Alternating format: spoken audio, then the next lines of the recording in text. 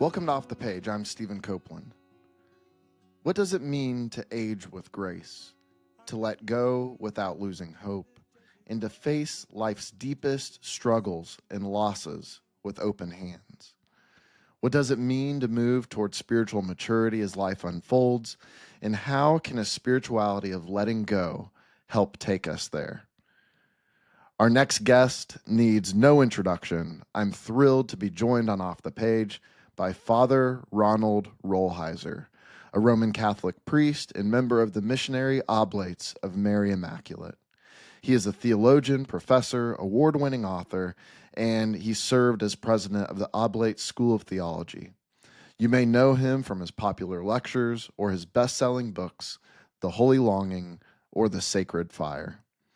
In this conversation, Father Ron joins Off the Page to explore themes from his powerful new book, Insane for the Light, A Spirituality for Our Wisdom Years, which was released on October 28th, 2025. From the raw beauty of metanoia to the transformative power of passivity, Father Ron reveals how suffering, helplessness, and even death can become our greatest gifts if we dare to live while we're dying. There are so many profound sections in his book. I've paused the interview a few times throughout the conversation for minute meditations, opportunities to really sit with his words and reflect on what Father Ron has shared with us. So, without further ado, here is Father Ronald Rolheiser. Enjoy. Father Ronald Rolheiser, welcome to the Off the Page podcast. Thanks, Stephen. Thanks for having me. In some senses, it's like your new book, it unpacks a spirituality of aging. But it also, as I read it, it also unpacks a spirituality of letting go as we move towards spiritual maturity. I mean, I got a lot out of this book as a 37-year-old reading. So to begin, can you talk about who you wrote this book for and where it came from in your own life and spiritual journey? Yeah, very good question. I wrote the book more in terms of, I teach courses on spirituality of aging for people, retirement and the years beyond, because today people live longer. 100 years ago, well, 105 years ago, 1919, the average age in the United States was 49. You didn't need much of a spirituality of aging. You'd have been an old man 100 years ago. And But today people are living into their 80s and 90s and so on. So we need a spirituality for that. But also, okay, you're 37. The book is intended for everybody. The end of the preface, I have a story. I went there some years ago with a friend of mine. We visited an old priest who was celebrating his 90th birthday. It was just this wonderful old guy. And so this guy with me was in his 20s. He said, Father, when I'm old, I want to be like you. What's the secret? He said, start now. See, okay. Everything in there is, post retirement, but it's good to start now. There's a lot of things as a 37-year-old and a 27-year-old. It's for everybody. Yes. Yeah. And, the subtitle is A Spirituality for Our Wisdom Years. That subtitle has really grown on me. At first, when I read it, I was like, oh, this kind of just seems like it is for people who are maybe nearing retirement or perhaps even on the backside of that. But then that notion of wisdom years, there's a really beautiful, as I read that, there's a really beautiful depth and meaning there. It goes into what you just said. Start now. Start embracing wisdom now. Do you have any thoughts on that? Well, I'm glad you mentioned it. See, wisdom years, some people never get there. You're 37, you might well be there. See, for instance, right now, the work you're doing, that's a wisdom occupation. That is what I call it. You're a magus. You're a wisdom figure. I mean, you have other things in your life, like you might be a father and a husband and so on. But, like you're in a wisdom occupation. So anybody who's teaching, who's mentoring or whatever, you're a magus or you're a Sophia if you're a woman. That's a wisdom thing. So, there is no chronological age to that, Yes. And some people never become a wisdom figure. They stay adolescent in some ways. Yeah, yeah, the book really, as I read it, it really moves toward spiritual maturity. Like that's the way that I was really experiencing each chapter was how can I allow what you're sharing to move me toward spiritual maturity? I did want to get your thoughts on the title, very unique title, Insane for the Light. Can you go into where that came from? Well, actually, I'll give you the title itself and then why I picked that. It's the tail end of a Goethe poem. One of the first books I wrote, the trilogy, was The Holy Longing. That's the title of the poem. It comes from the poem, The Holy Longing. But in there, he says, you grow to a point in your life where sometimes you just become insane for the light, which means the things that you want to get fly off, you know, um, so that, but I use a story to open the book with from Rachel Raymond, who's a medical doctor, fine writer. And it's a beautiful image. She said when she was a young girl and she was candy striping, I think what they used to call that, you work as a kind of a teenage nurse and so on. And, you volunteer. And she was working with this elderly woman who one Saturday morning simply wouldn't look at her. She was sitting looking out the window, staring at outside the window. And Rachel tried 3 or 4 times to talk to her, but she wouldn't respond. And then finally, when it was time to go, she said, well, I'm leaving. So then she turned and she had a strange look on her face, said something that startled me, as if she was seeing something. She said, and I said, what were you looking at? And said, dear, I was looking at the light. And then Rachel Raymond later became a doctor and a gynecologist. I never saw that look again until they delivered my first baby. When a baby comes out of the womb, opens his eyes, that's the look on his face. It's seeing light for the first time, So it's, insane for the light, you know, um, not just waiting to die and so on. Like right now, you're 37. You're also partly insane for the light. The older you get, you want to, um, um, you saw it for the first time as a baby. Um, but then we get too used to it, and after a while, we're not seeing it anymore, you know?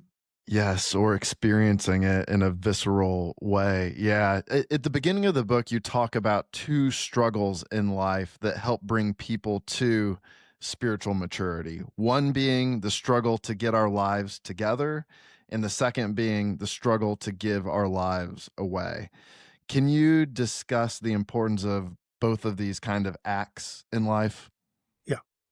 Yeah. He also, Stephen gave me a perfect opportunity for a little advertising. Please do. No, I wrote a book on each of them. So the book, Yeah. The Holy Longing, is that first struggle. Our first struggle in life is to get our lives together. And that begins when you come out of the womb. Um, but it really doesn't constellate until after it with puberty. Up to puberty, you're mommy's little girl, daddy's little boy, you're at home. And then puberty, as I say, puberty drives you out of the house. Puberty is designed by God and nature with a certain violence to it. And all of a sudden you realize you're not at home here anymore, you know, and that has wisdom to it. So you have to go out and make your own home, you know, and that's going to take, okay, imagine you reach puberty at 13 or something.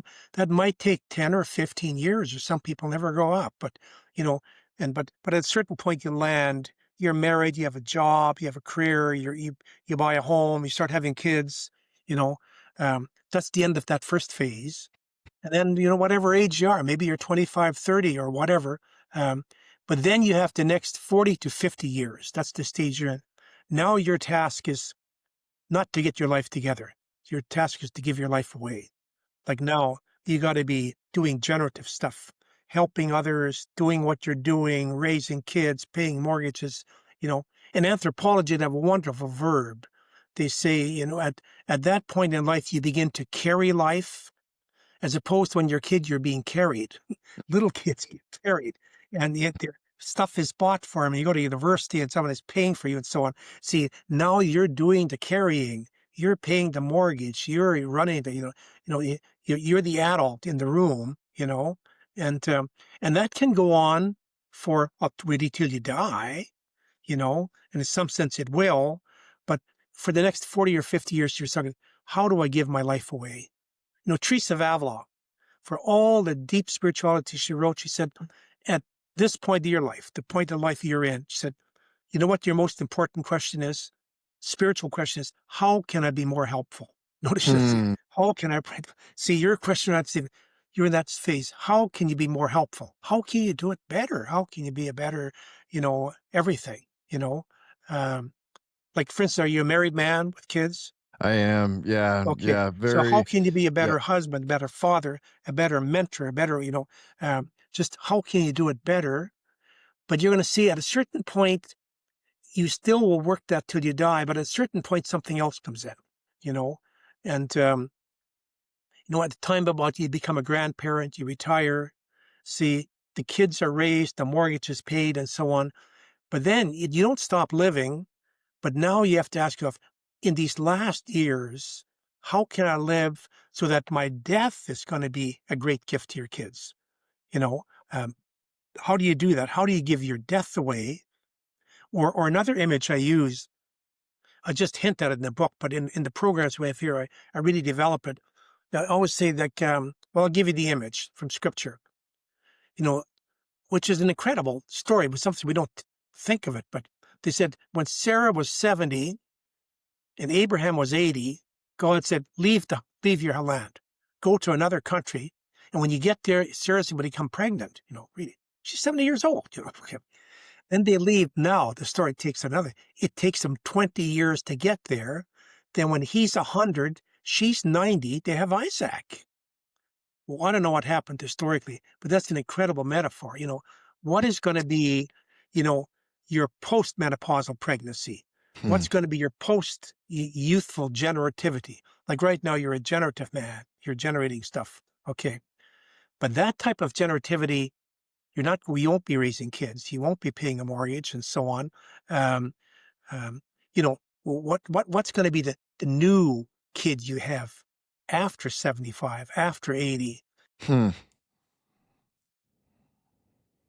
how do you give your life away?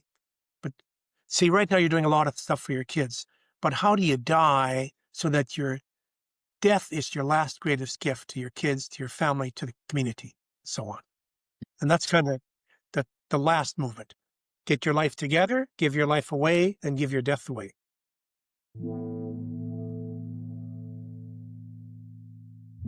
In chapter 3 of his book, Insane for the Light, Father Ronald Rolheiser maps out 7 movements that help us move towards spiritual maturity.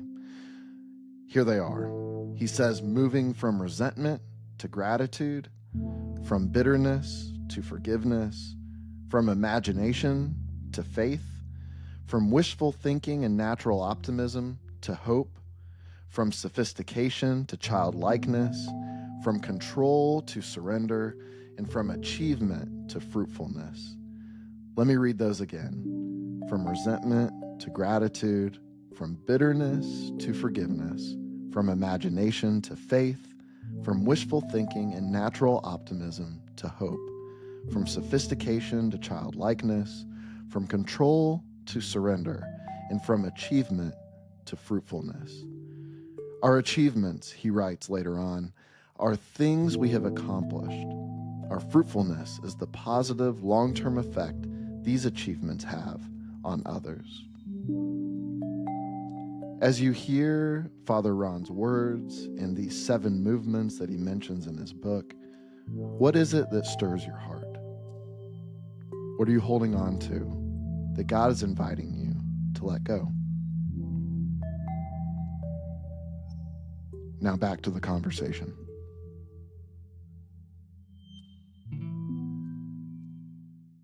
Yeah, how do you give your death away?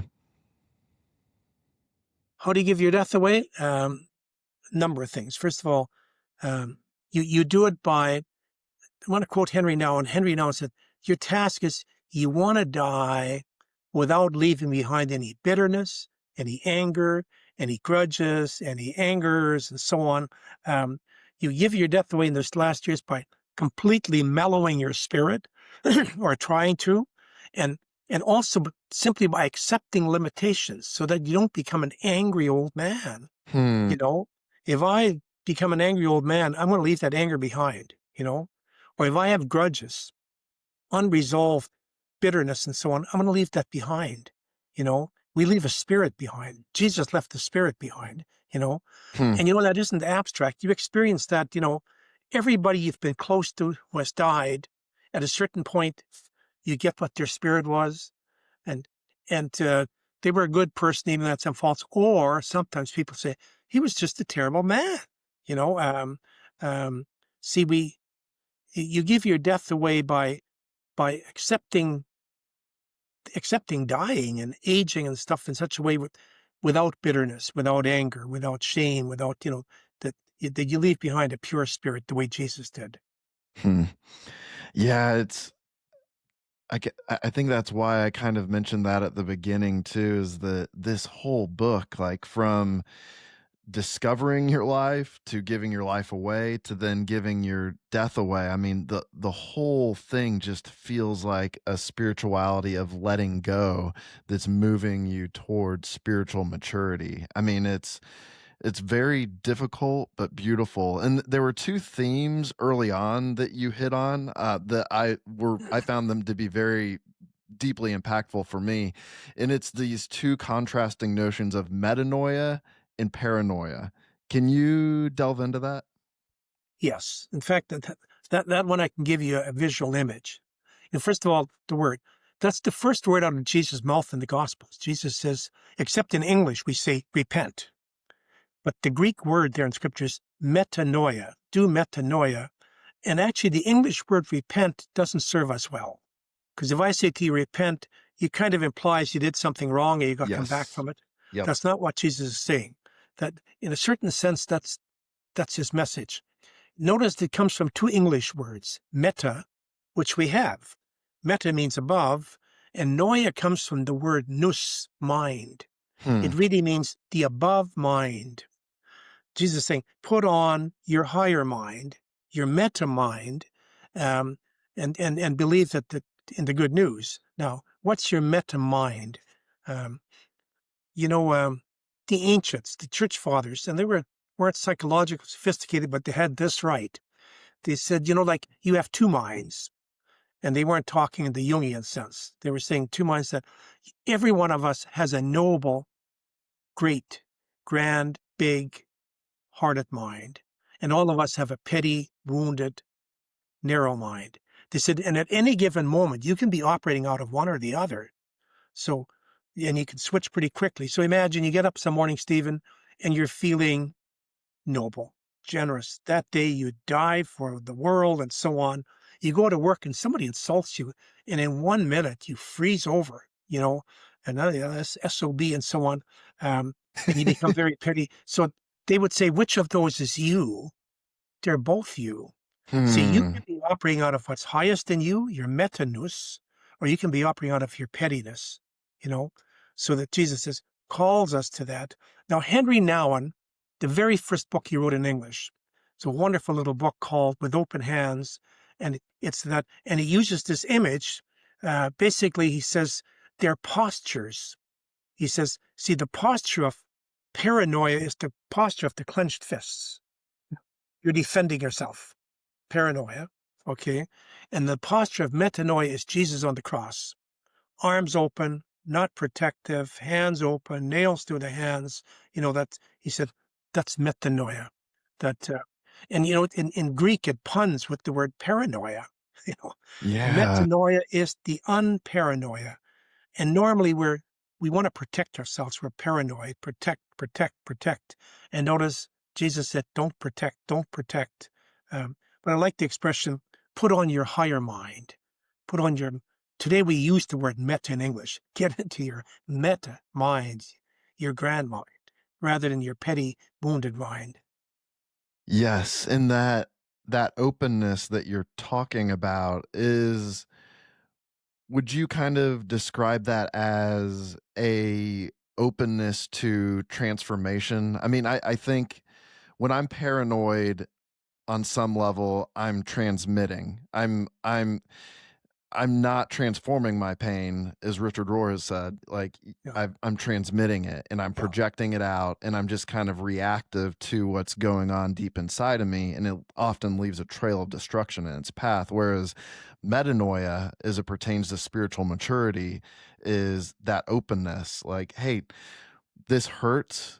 This is brutal. It feels like letting go. It's excruciating. It's a complete loss of control, but I am going to dare to allow God to transform me in this process. Am I tracking there? perfect. And like remember, Rohr has this expression, as I said, whatever pain you don't transform, you'll retransmit. You know, so that's so true. And and I have a chapter in the book, or I think I have sections in there, or in a previous book on pondering, the Greek sense of um, let me just explain that. See, when they in Scripture, when they say Mary pondered these things in her heart, notice those were times when there was a lot of confusion. You're going to get pregnant, but you don't have a husband. Or when Zechariah says to her, your child, a sword's going to pierce your own heart, and he's going to be a contradiction, and so on. And Mary pondered these things. Like now, the software we think in is Greek. So for us, pondering means to think deep thoughts and sort through. That's not what I meant for a Hebrew. For a Hebrew, it meant to carry and transform tension.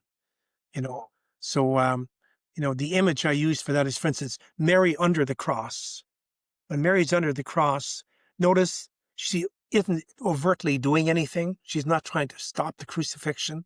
She isn't protesting. She isn't shouting. She isn't protesting Jesus' innocence. She was pondering. She was doing the only thing you can do in that situation, and that is to absorb that and transform it.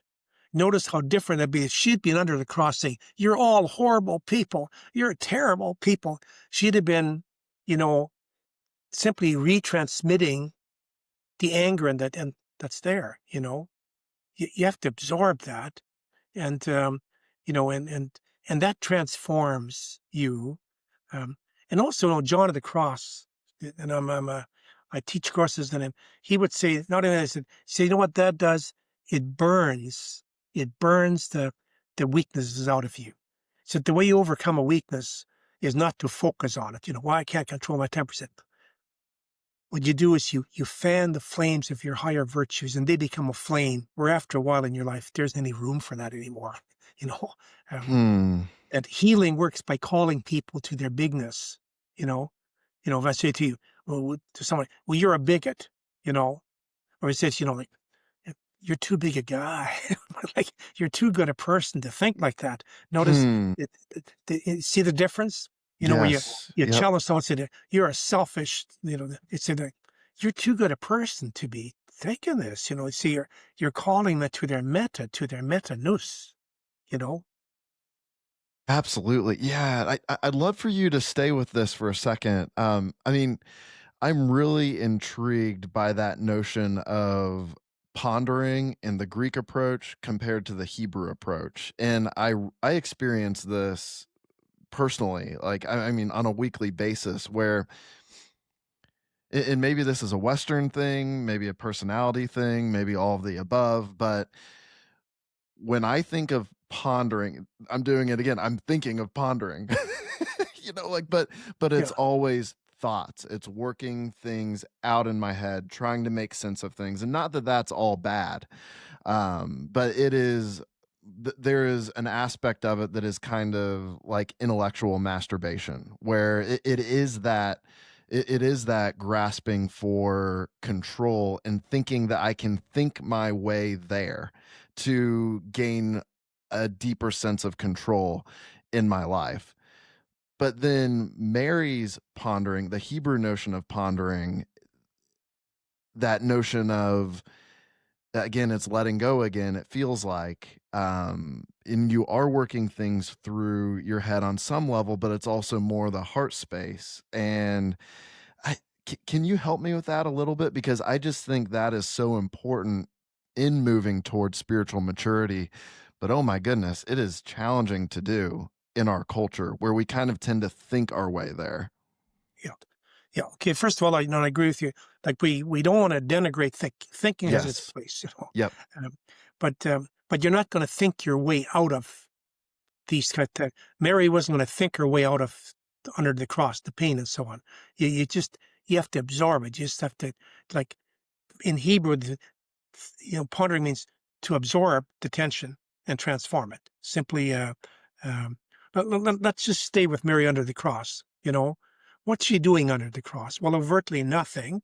But she's doing the only thing possible, which is absorbing that. And basically, what Jesus says, sometimes darkness just has its hour, you know, and there's nothing you do other than to absorb it. Otherwise, you're going to, help perpetuate the darkness. The example I use between the two types of pondering. I live in Texas now, and we still have the death penalty here. Thank God it's not as frequent as before, but we still have the death penalty. But if you ever go out where they do the death penalty, there's very few people in the room. But outside, you're going to have three kinds of people. Um, you're going to have people who are protesting for the death penalty, saying this brings closure, finally closure. And you have people protesting against the death penalty, saying, we're just as much of a murderer as he is. We're killing somebody. And then off in the corner, you have Sister Helen Prejean and a few nuns, and with candles, they're saying nothing. They're just standing there with candles. That's Mary under the cross saying, today we can't stop the crucifixion. Nobody can. Darkness, but we can stop some of the anger and the bitterness and the tension by absorbing it. Notice they're not accusing anybody. They're just there, and in that is the task of an adult in the room. You're a parent. Your task is to absorb your kids' tensions. A teacher's task is to absorb the tensions of the students. I'm a priest. My task is to absorb the tensions in a parish and so on, because it's the only way they're going to go away. When we say Jesus took away the sins of the world, he didn't do it magically. He did it by absorbing. You have to take away the sins of, the tensions of your dinner table by absorbing it, which doesn't mean you can't correct your kids. It doesn't mean, but basically, your task as an adult is to absorb that. Yeah, it's really interesting you bring this up because this showed up in my life 2 days ago. I coach high school golf, and our girls team, we entered the second day of the state tournament, the final day of the state tournament, down by 13 strokes, which is a pretty big hole to climb out of in golf. And these girls just fought back, clawed back like all day long. And the final group is on the 18th hole, and we're actually leading by 2. We've done the unthinkable. We have come back, and now we've gained 15 strokes that day. Their number one knocks it in the hole from 70 yards out. And I mean, it was a remarkable shot. It was beautiful. Like, their team is going crazy. And my girls are sitting in the tension of that. And it ends up going to a playoff where they lost by 1.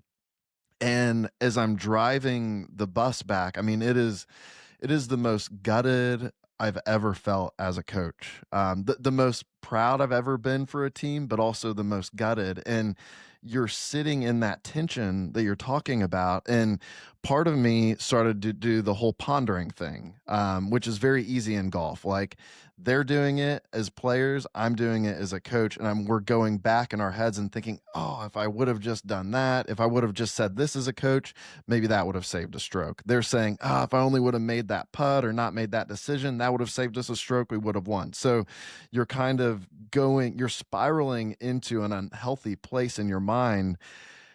But then something else began to arise for me as a coach, and in those fragile, broken moments, something really interesting can happen, is that truth rises up too. And it's very complex, but there's this immense pride for them. And you begin to see that this wasn't about winning. Winning is great, but it's about the friendships, the grit that they showed, how does this fragile bus ride where these girls have been crying, struggling, how does it become a mechanism for transformation? I don't know, like, is that a good example of what you're talking about here, as far as what our role is as people moving towards spiritual maturity to absorb the tension? This stuff is all very fresh for me. So Yeah. But you're touching on a second part, which has its own deep meaning, and that is sometimes just the frustration, pain, and so on is what deepens us. yeah, You know, yeah, I'll give you an example. I don't think many people really get this in Scripture. When John, uh, Peter, and John and anyway, the two disciples come up to Jesus, and they say, "Could you arrange that we are seated at seats of glory when you're?" And he says to them, he doesn't say, "Didn't you hear my homily in humility?" He says, "Can you drink the cup?" But the cup is the cup of humiliation, of loss. mm, And they say, "Well, yes, we can." And he says, "Well, you will, because everybody will. We're all going to suffer pain and humiliation, loss." He said, "But you might not get the glory." And why not? Because, okay, you use a perfect example. These girls lost. You, in a way, lost. Now, that is going to drive you deeper. When you're going to drive, but it can drive you deeper in a way that you become more compassionate or they become more bitter. yes, Like kids who shoot their classmates, you can be sure they've been humiliated a lot, but it made them bitter. So that's actually a kairos, if I can use a biblical example, moment for those kids. You know, they've lost, they're frustrated, and um, and that's going to make them deeper. You know, yeah, so actually, winning doesn't do a lot for us sometimes. Winning exactly. can inflame the ego, losing, but it can make them deep in the wrong way. It can make them bitter and angry.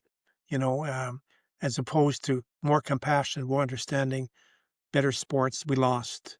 Uh, uh, Yes, and in my experience, humiliation, losing, failure, mistakes, whatever word you want to use, in my experience, in those really frail moments, you begin to also see what's really true. There's a contemplative kind of seeing mhm, dimension yeah, in that where all your values kind of rise up to the surface and you realize this is about love and transformation all along. This is about growing, deepening friendships, really becoming who we are meant to become. And that's where losing and brokenness becomes an immense blessing in sports, in life, even in tragedy. Well, I don't want to just that I don't want to flippantly bring in like tragedy or trauma. Like that's a whole other thing. But these natural kind of seasons of life where it just doesn't go the way you wanted it to go can deepen you, like you said. Anything else to add there? can I use a colorful word? Please, yeah. Okay. You know what it does? It cuts away the bullshit. Yeah. you know, Yes. okay. Sorry about the colorful word, but Yes. basically it cuts that away. All of a sudden you're just seeing a lot more clearly.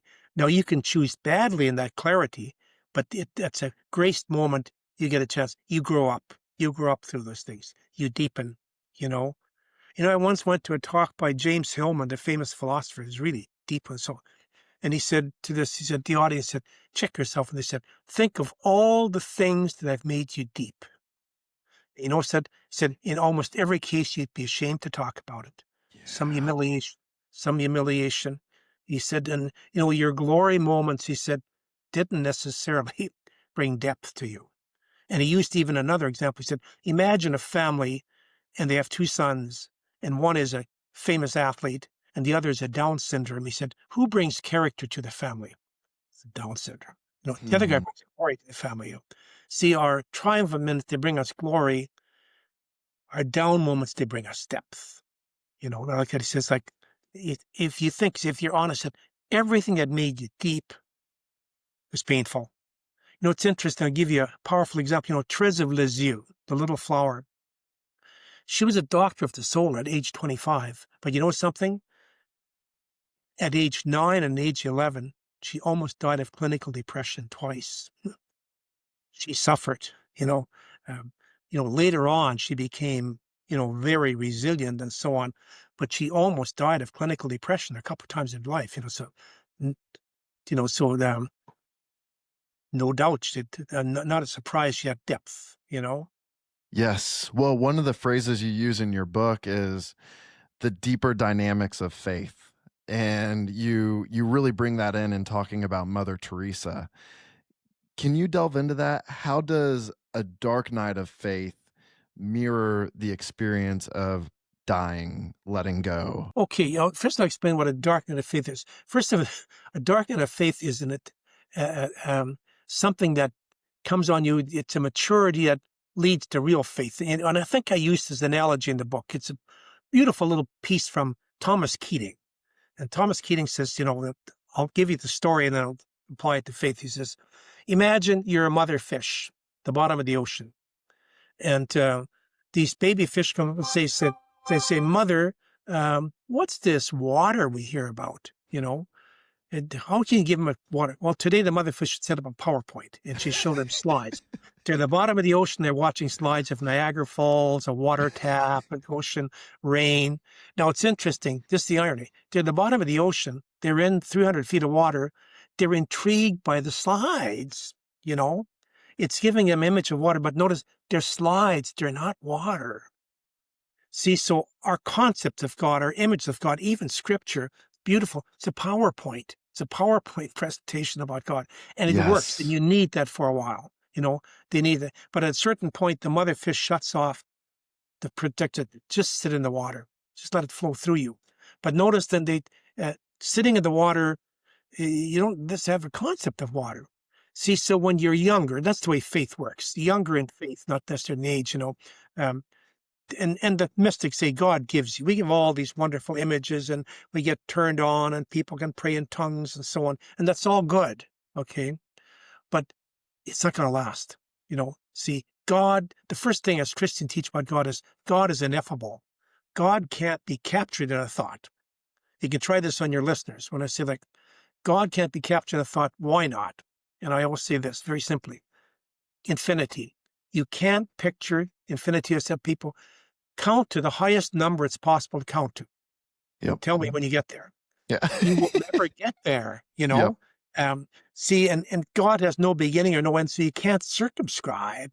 You got to think something, you'll get around it. You can't get around God. Yes. You can't get around the highest number. And so at a certain point, and we have to move from images of God to just knowing God, just trusting, you can know God at a certain point. You can't think God, see, and it's interesting. It often happens to the people who are deepest, when Mother Teresa died, and there were all kinds of things, and even Time magazine, was she an atheist or spiritual writers say, how could that happen to Mother Teresa? I wrote, why wouldn't it happen to Mother Teresa? Yes, because they essentially discovered that she had been incredibly depressed for decades, correct? Yeah. That's the story. It happened to Jesus on the cross when he's dying. He says, my God, why have you forsaken me? He wasn't saying that just for the audience. At that moment, all the PowerPoint was shut off. And, he had to cry for help. That's the ultimate dark night. Yeah, we've come back to the cross many times from Mary's perspective, and how she really stepped into that space of transformation and letting go and helplessness, humiliation, that we're discussing. Jesus's words, my God, why have you forsaken me? You have a beautiful, beautiful section in the book where you dive into that. What do those words mean, and how can they comfort us today? Well, first of all, I'm going to make let's jump ahead a little bit. When he says that, my God, why have you forsaken me? He said, then that's in Mark's gospel. And then Mark's gospel, then he bowed his head and gave over his spirit. That's very interesting. It's an interesting verb. Notice giving over is not resignation. Yeah. See, there's a difference between if the playground bully has you pinned and said, now say, uncle, or I'll break your arm, you resign, No, giving over, you give it over in love. So basically, it's a complete act of trust where you just give yourself over But notice it's a positive act. That's the opposite of like despair. Well, okay, I give up, nothing, basically you're put into this impasse of darkness.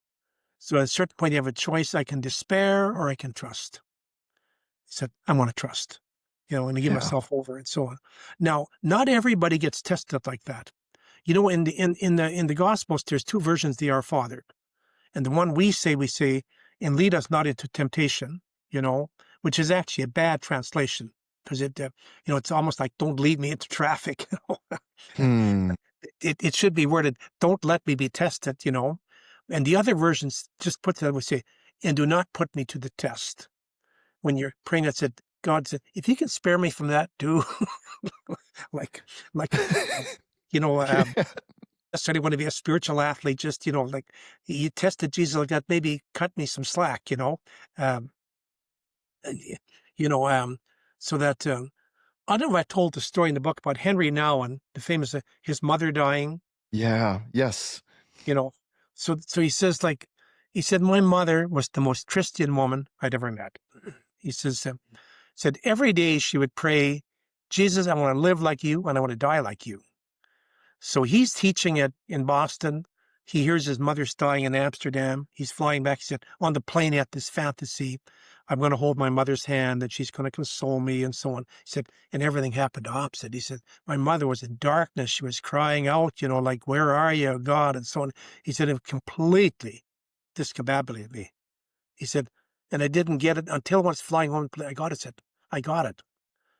She prayed every day, I want to live like Jesus, I want to die like Jesus. She died like Jesus. Jesus Yes. died crying out, He said you want to be careful what you pray for, See, she was a spiritual athlete. It's the same with Mother Teresa. Mother Teresa gave her life completely to God and didn't have she couldn't get the PowerPoints working anymore. Basically, she had to completely live in trust, and she did. She did. And interestingly, Stephen, that's very different than depression. When you're in a room and somebody's depressed, they take the oxygen out of the room. That's Mother Teresa would light up a room like a light bulb. Like basically somebody's in the dark night. They're not a depressive person to be around. They're the opposite. That so that depression shouldn't be ever confused with sanctity. It's the disease. It's psychological. And you'll sense it. You'll sense it if you're with somebody and they're really deep, but they're depressing you. Just, they're taking oxygen out of the room. That's not a dark night. That's Yeah. depression. Yeah. Mother Teresa, interesting. Nobody even guessed that till she published her diaries, Hmm. You know. Yeah. What you mentioned, and this aligns with Mother Teresa's spiritual journey as well. What do you do when the PowerPoint stops working? Basically that's a signal to you. God is saying, I'm calling you to a deeper level. Okay. I don't want you hung up on the PowerPoints. I want you hung up on God. Basically, it's, I want you to move beyond images. I want to give you a line from John of the Cross that I make students do a term paper on. John of the Cross says, when you get to a certain stage in your life, not too early, then he said, learn to understand more by not understanding than by understanding. Let me start again. Learn to understand more by not understanding than by understanding.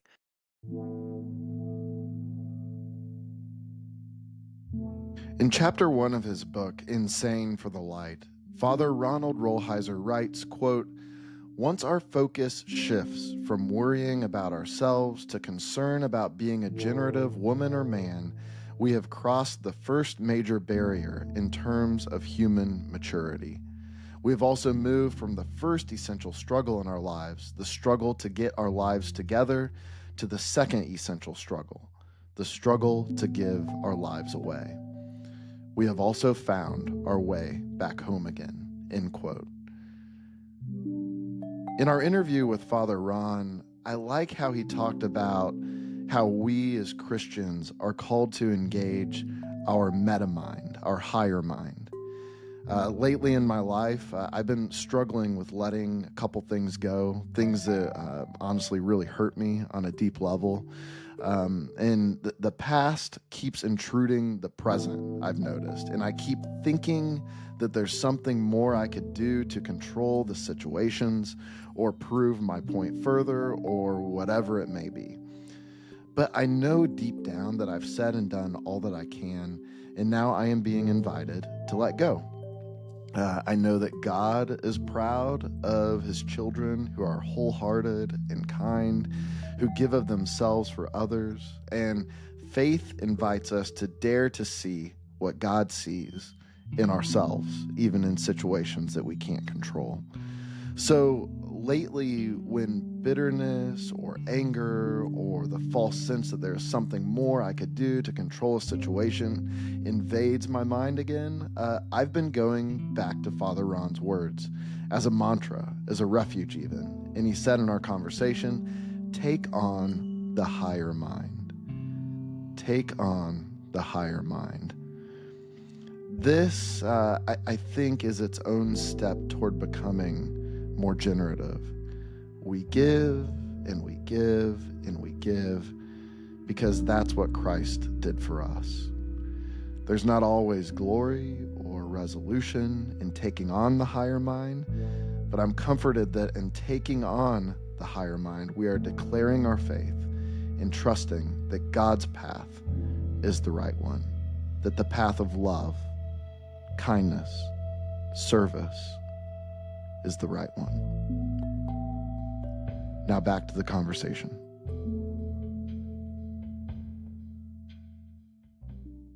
So I give you a simple example of that.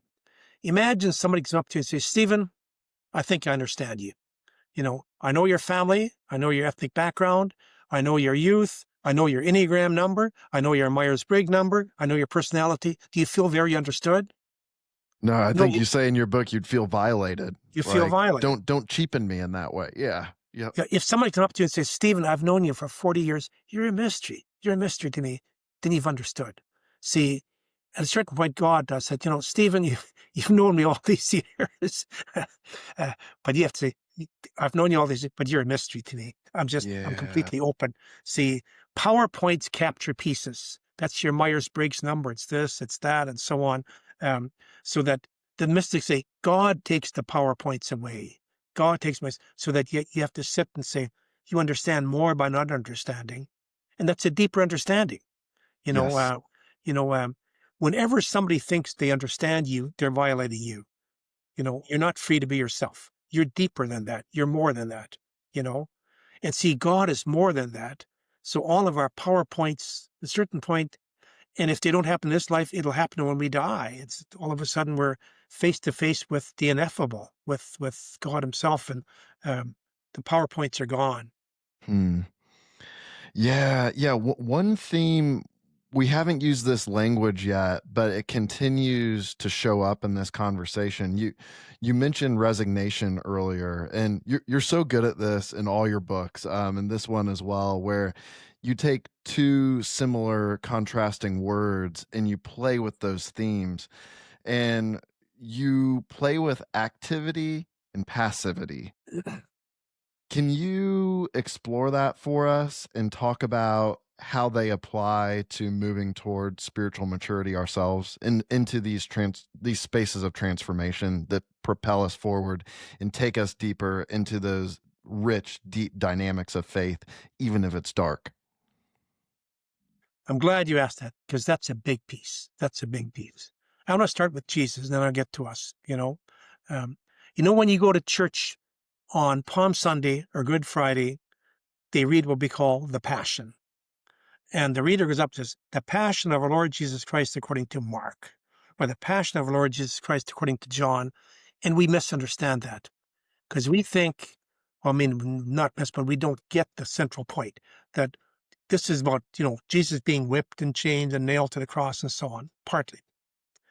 But if the reader went up and said the passivity of Jesus Christ according to Luke, we get it. Passion comes from the word passio, passiveness. Now, I'm not just making this up. You can read all four Gospels. It's less in John because John has Jesus as divine. But in Matthew, Mark, and Luke, notice that you can divide all three Gospels perfectly into two parts up until Jesus is arrested. And they handcuff him. He's active. He's the active one. He's doing, he's healing, he's teaching, he's preaching, the verbs are active. After he's arrested, he doesn't do anything anymore at all, and the verbs are passive. They arrest him, they lead him away, they handcuff him. Simon the Cyrene carries his cross, they nail him to the cross, he dies. Now, this is the paradoxical part. We say we're saved more by that time than all the stuff he did. He said, we're preeminently saved through Christ's death, not just through his life, but actually we're also saved through his life. And that works for the book. See, Jesus gave his life for us through his activity. Right now, you're giving your life for your family and the church and stuff through your activity, but Jesus gave his death to us through his passivity, to what's being done to him. And, it's interesting, we only get, first of all, there's powerful passivity.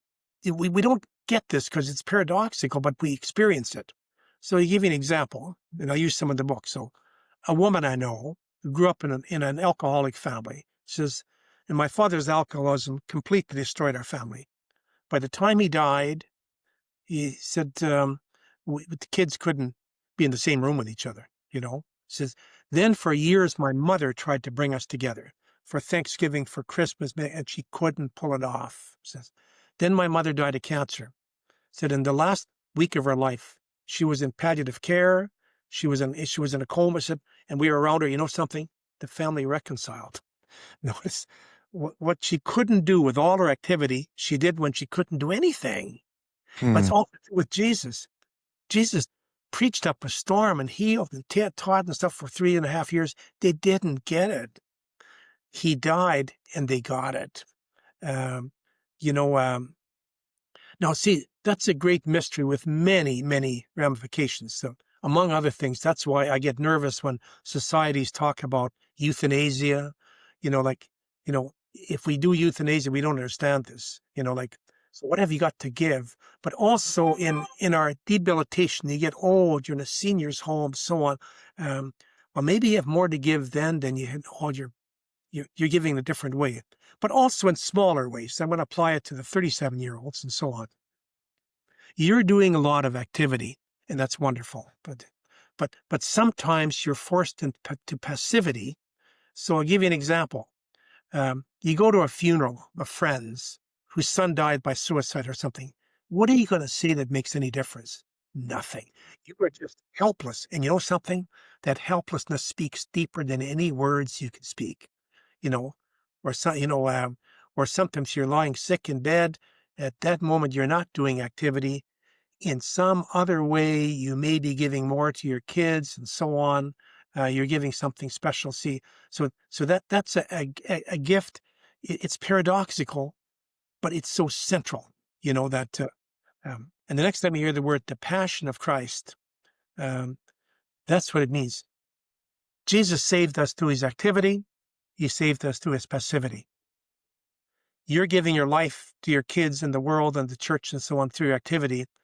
You're also going to, already in small ways, whenever you feel helpless, and I think you experience that example of, just when you're actually helpless to say anything, well, you don't say, I'm not going to go to the funeral, I have nothing to say. No, you go, and your helplessness speaks deeper than your words. See, Jesus' passivity spoke deeper than his activity.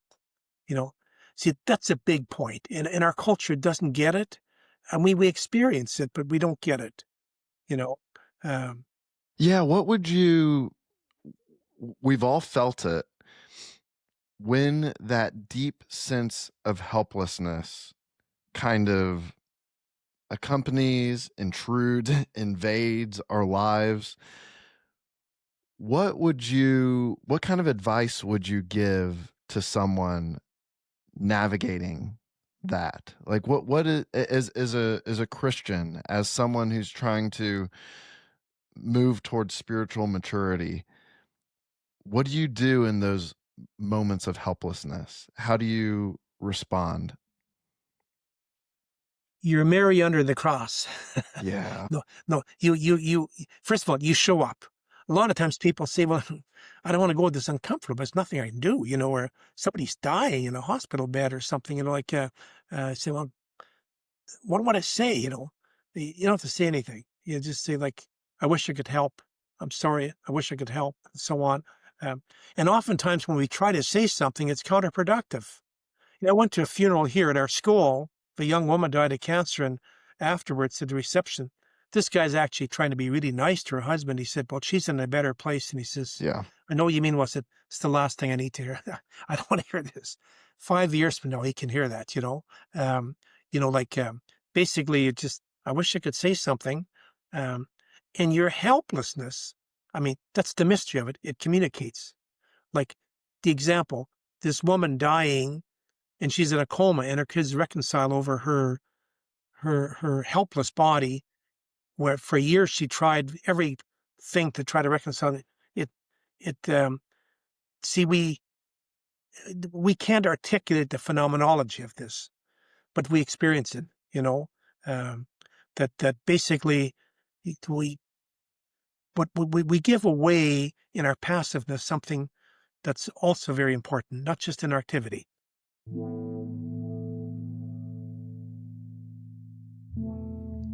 In chapter 4 of his book, Insane for the Light, Father Ronald Rolheiser writes, quote, as Christians, we believe we are saved by Jesus' life, by his activity, by what he actively taught us and did for us. But, and this is the paradox, we believe that we are also saved, indeed preeminently so, by his death, by his passivity, by what he passively endured. His passivity was in fact more generative than his activity. I'll read that last part again. His passivity was in fact more generative than his activity. A little later, Father Ron continues, in our passivity, we can give to others a gift that we are unable to give in our activity. I find this to be really challenging, but also encouraging. There is so much in our lives that we spend our energies attempting to control. Not always a bad thing, by the way, but it's the situations when we are helpless, invited into passivity, that often feel most disorienting and excruciating. Sometimes, as Father Ron mentioned, we are being invited to, quote, drink the cup. Nothing easy about this. It's brutal, even. But in this, I think that we can be comforted that we share in the sufferings of Christ and, in a very real way, take part in the mystery of his passion. I'll conclude with this verse from 1 Peter 4:13, which says, but rejoice insofar as you share Christ's sufferings, that you may also rejoice and be glad when his glory is revealed. Now back to the conversation.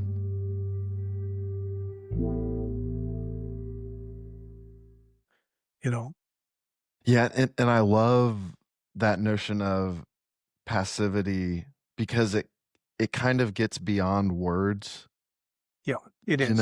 Like there's something very the mystical dimensions of that are quite profound. Like you're going beyond words and just daring to be present in the wordlessness of it all. Yeah. And you can't connect the dots logically.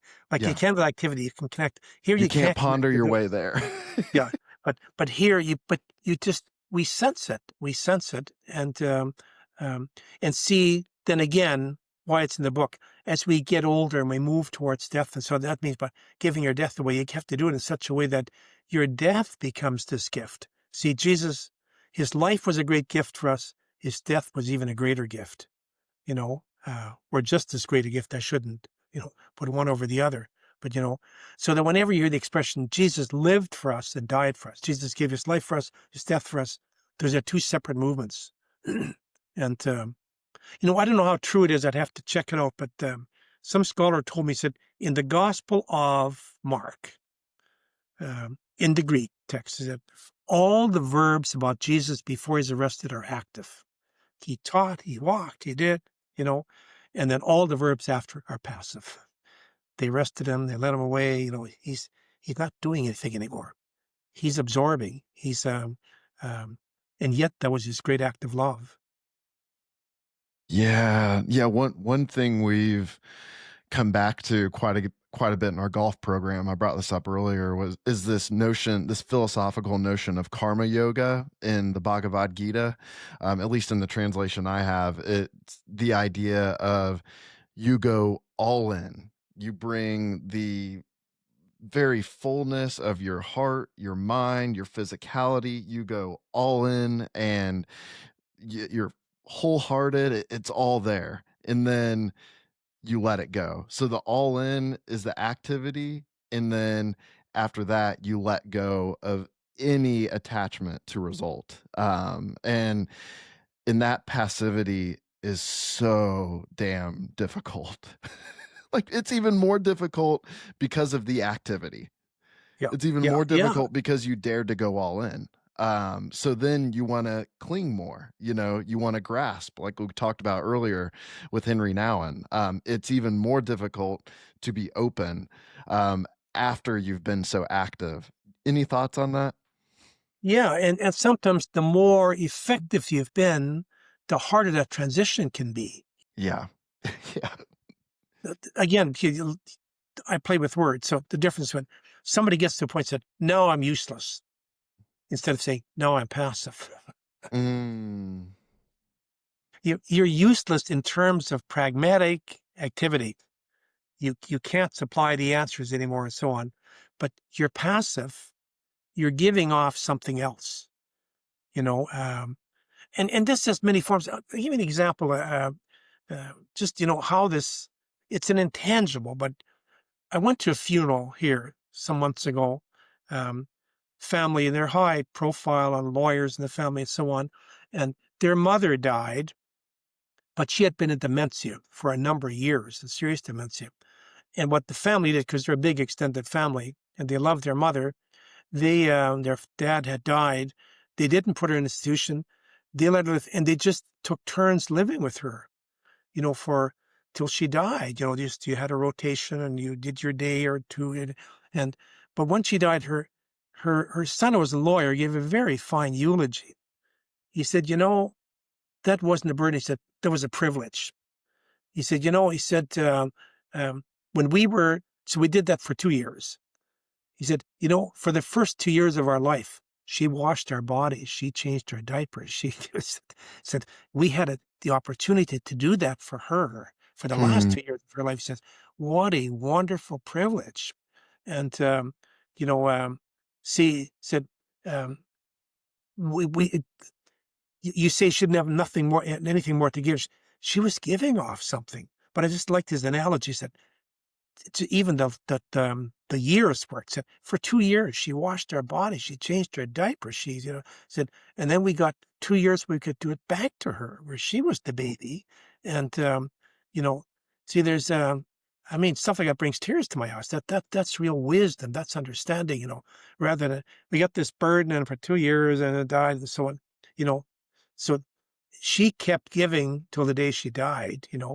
Giving in that helpless state, in her Yes, passivity. So she noticed she wasn't useless.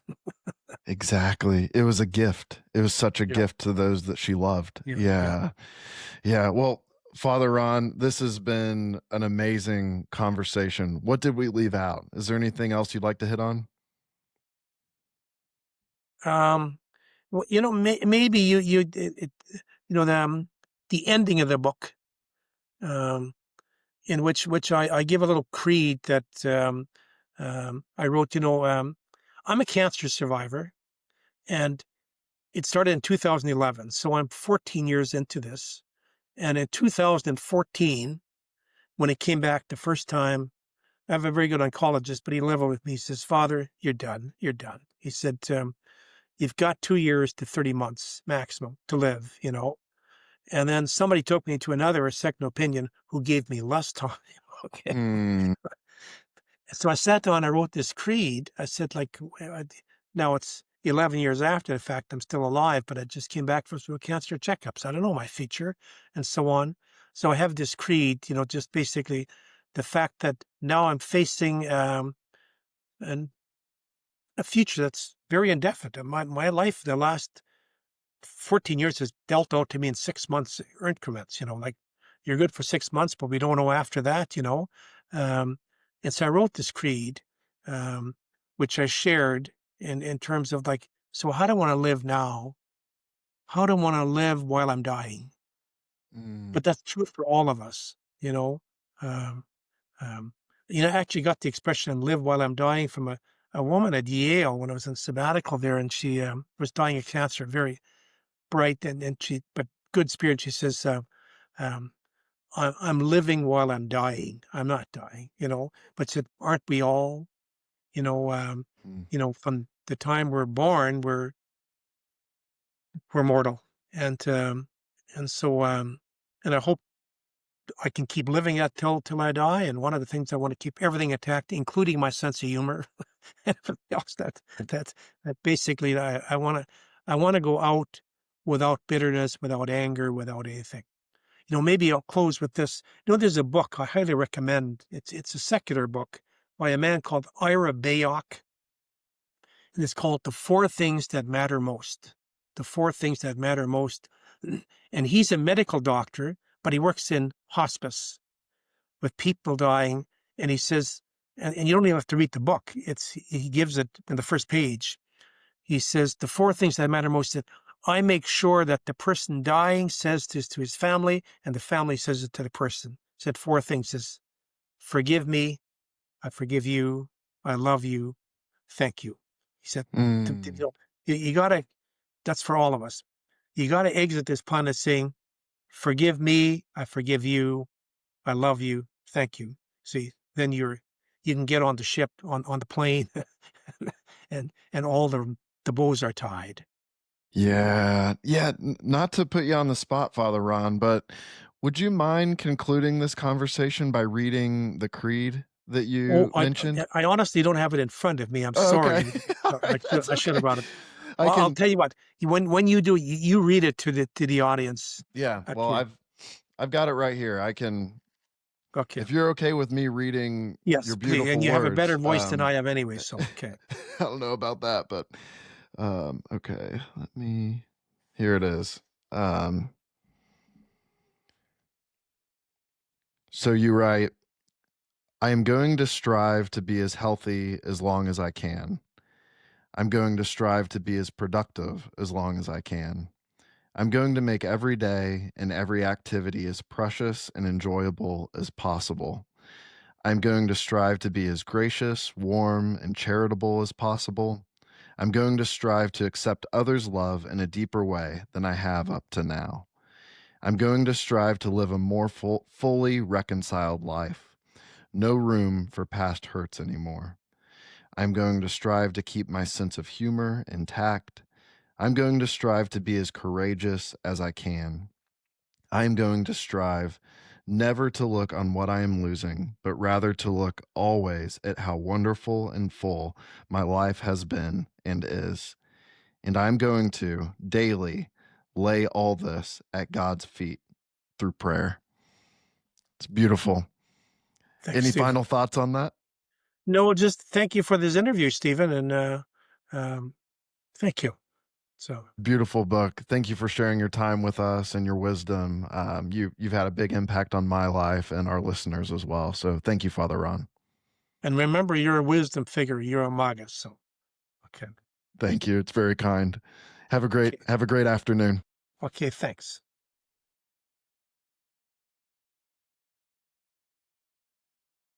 Once again, that was Father Ronald Rolheiser. His new book, Insane for the Light, A Spirituality for Our Wisdom Years, is available on Penguin Random House's website or wherever books are sold. You can follow him on Facebook at facebook.com/Ron Rolheiser, or you can read his weekly column in Exile at ronrolheiser.com.